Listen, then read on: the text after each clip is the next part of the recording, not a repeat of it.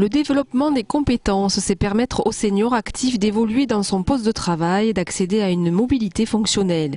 Cette thématique développée aujourd'hui avec les entreprises s'inscrit dans le cadre du plan national d'action pour l'emploi des seniors 2006-2010. En 2006, le taux emploi se situait autour de 38% en France, au-dessous de celui fixé par l'Europe en 2010, soit un taux à 50%. Un tiers des salariés entre 35 et 65 ans ne se sent pas capable de faire le même travail jusqu'à 60 ans. Donc ça, c'est quand même une première problématique, un problème important.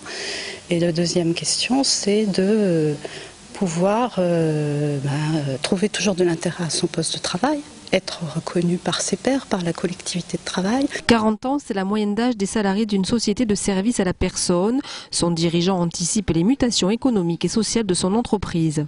Comment envisager et comment pérenniser nos emplois sans qu'ils aillent voir ailleurs, sans qu'ils nous quittent, alors que ce sont des personnes tout à fait compétentes qui ont quand même valoriser l'entreprise. Donc essayons à nous d'aménager des conditions de travail qui soient à leur portée, qui soient moins pénibles au quotidien, compte tenu de leur âge. Les seniors actifs de plus de 45 ans sont très expérimentés, ce qu'ignorent souvent les entreprises. Des gens avec de l'expérience, qui ont un œil extérieur, qui ont un réseau de relations, et que ça se fait à un coût qui est tout à fait raisonnable, contrairement à ce que croient beaucoup de chefs d'entreprise. Les troisièmes assises se tiendront début 2009 sur le thème des conditions et de l'aménagement du travail pour les seniors.